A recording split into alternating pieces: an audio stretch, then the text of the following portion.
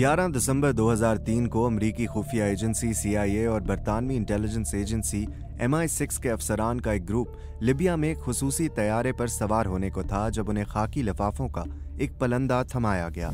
ये टीम लिबिया के हुकाम के साथ इंतहाई अहम मुज़ाकरात के खुफिया मिशन के इख्तिताम के करीब थी। जब उन्होंने जहाज में सवार होकर इन खाकी लिफाफों को खोला तो उन्हें इल्म हुआ कि उन्हें वो अहम शवायद दिए गए हैं जिनकी उन्हें अशद ज़रूरत थी। इन खाकी लिफाफों में एटमी हथियारों के डिज़ाइन थे।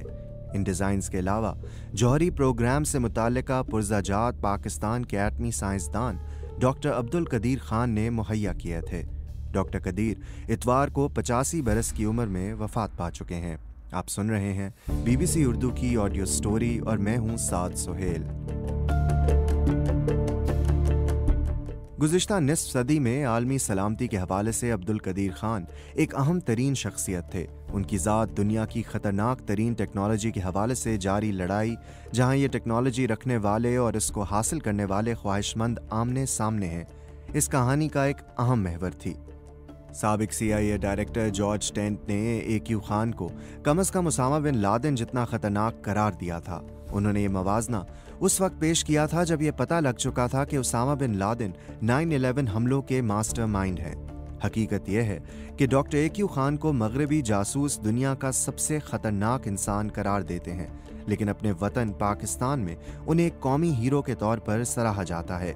ये चीज़ आपको ना सिर्फ उनकी शख्सियत की पेचीदगी के बारे में बहुत कुछ बताती है, बल्कि ये भी जाहिर करती है कि दुनिया एटमी हथियारों को किस नज़र से देखती है।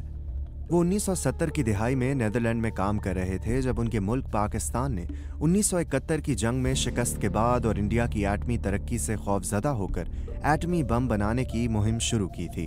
डॉक्टर खान एक यूरोपीय कंपनी में यूरेनियम अफजूदगी के लिए सेंट्रीफ्यूजेस बनाने के काम में शामिल थे। अफजूदा यूरेनियम को एटमी तवानाई के लिए इस्तेमाल किया जा सकता है और अगर उसे एक हद से ज़्यादा अफजूदा किया जाए तो उससे एटमी बम बनाया जा सकता है। डॉक्टर अब्दुल कदीर खान उस दौर के जदीद सेंट्रीफ्यूजेस के डिज़ाइन नकल करने में कामयाब हुए और अपने मुल्क वापस लौट आए, जहां उन्होंने एक खुफिया नेटवर्क तश्कील दिया जिसमें बेशतर यूरोपीय कारोबारी अफराद थे जो उन्हें एटमी बम और सेंट्रीफ्यूजेस की तैयारी के लिए अहम तरीन अज्जा सप्लाई करते थे। डॉक्टर अब्दुल कदीर खान को अक्सर पाकिस्तान के एटमी प्रोग्राम का बानी भी कहा जाता है, लेकिन दर हकीकत वो इस प्रोग्राम के इंतहाई अहम अरकान में से एक थे। मगर उन्होंने निहायत एहतियात के साथ अपनी एक कहानी तैयार की जिसने उन्हें इंडिया के ख़तरे के ख़िलाफ़ पाकिस्तान की हिफाजत के लिए एटम बम तैयार करने वाले कौमी हीरो का दर्जा दे दिया गया। डॉक्टर अब्दुल कदीर ने एटमी हथियारों के अज्जा फराहम करने वाले अपने खुफिया नेटवर्क को दरामद से बरामद की तरफ मोड़ दिया और वो दुनिया भर में घूमने वाली एक शख्सियत बन गए और उन्होंने कई ममालिक के साथ मुआहदे और सौदे किए। उनमें से बहुत से ममालिक को मगरबी ममालिक बागी रियासतें समझते थे। ईरान के शहर नतंज में एटमी प्रोग्राम के लिए सेंट्रीफ्यूजेस की तैयारी का प्रोग्राम, जो हालिया बरसों में शदीद आलमी सफारतकारी की एक वजह बन रहा है, उसका नुमाया हिस्सा अब्दुल कदीर के फराहम करदा डिज़ाइन और मवाद से बनाया गया था। एक मुलाकात में अब्दुल कदीर खान के नुमाइंदों ने ईरान को एक एटमी प्रोग्राम की तैयारी में इस्तेमाल होने वाले मवाद और अज्जा की एक फहरिस्त फराहम की थी, जिसमें कीमतें भी दर्ज थीं और ईरानी हुक्काम उसके मुताबिक माल का ऑर्डर दे सकते थे। अब्दुल कदीर खान ने 1 दर्जन से ज़ायद दौरे शुमाली कोरिया के भी किए थे, जहां से ये ख्याल किया जाता है कि एटमी टेक्नोलॉजी के बदले मिसाइल टेक्नोलॉजी की महारत हासिल की गई थी। इन तमाम सौदों के साथ एक अहम राज हमेशा रहा कि क्या अब्दुल कदीर खान ये सब कुछ अकेले कर रहे थे या वो अपनी हुकूमत के अहकामात के तहत काम कर रहे थे, ख़ासतौर पर शुमाली कोरिया के साथ मुआहदे के मामले में। कभी ये भी कहा गया कि अब्दुल कदीर खान ये सब कुछ पैसों के लालच में कर रहे थे, लेकिन ये इतना सादा नहीं है। वो अपने मुल्क की क़यादत के साथ मिलकर काम करने के साथ साथ जौहरी हथियारों पर मगरबी ममालिक की इजारादारी को तोड़ना चाहते थे। उन्होंने एटमी हथियारों की टेक्नोलॉजी पर मगरबी ममालिक की इजारादारी को तनकीद का निशाना बनाते हुए उसे मगरबी मुनाफ़कत करार दिया था और सवाल किया था कि चंद ममालिक को अपने तहफ़्फ़ुज़ और दिफा के लिए यह हथियार रखने की इजाज़त क्यों देनी चाहिए और दूसरों को क्यों नहीं।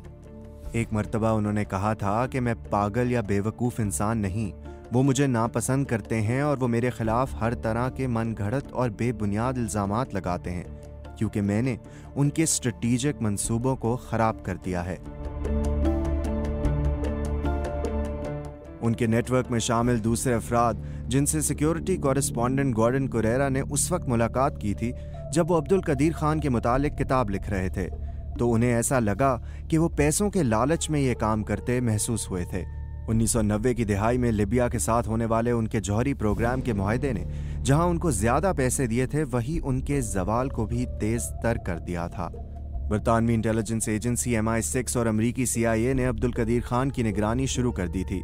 उन्होंने उनके बैनुल-अक़वामी दौरों पर नजर रखना शुरू की, उनकी फ़ोन कॉल्स को टैप और पकड़ना शुरू कर दिया और उनके नेटवर्क में घुस गए, और उसके लिए उन्होंने AQ खान के नेटवर्क में शामिल अफराद को भारी रकूम की पेशकश भी की। बाज़ मौके पर कम अज़ कम $10 लाख तक रकम की पेशकश की गई ताकि उनके नेटवर्क के अरकान को अपना एजेंट बनाया जा सके और उनके राजों को हासिल किया जा सके। एक CIA एहलकार का कहना था कि हम उनके घर के अंदर थे, हम उनके दफातर में थे, हम उनके कमरों में थे।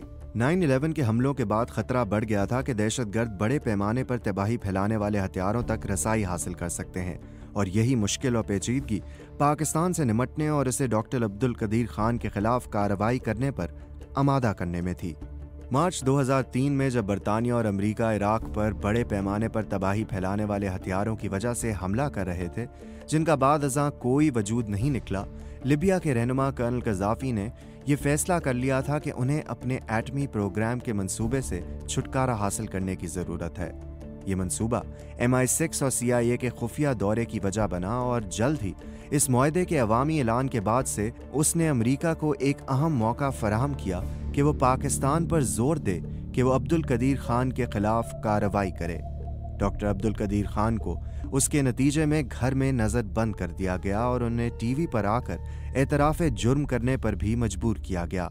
उन्होंने अपनी बकिया जिंदगी एक अजीब सूरत हाल में बसर की, जहां वो ना आज़ाद थे ना ही कैद। उन्हें आज भी पाकिस्तानी अवाम की जानिब से एटम बम बनाने पर मुल्की हीरो करार दिया जाता है। उन्हें बैरूनी दुनिया का सफ़र करने और बात करने से रोक दिया गया। उन्होंने क्या किया था और क्यों किया था, शायद उसकी असल कहानी कभी मालूम ना हो सके। इस ऑडियो स्टोरी की स्क्रिप्ट के मुसन्निफ हैं सिक्योरिटी कॉरेस्पॉन्डेंट गॉर्डन कुरेरा, जिनका तहरीर करदा आर्टिकल पढ़ने के लिए आप विजिट कर सकते हैं bbcurdu.com।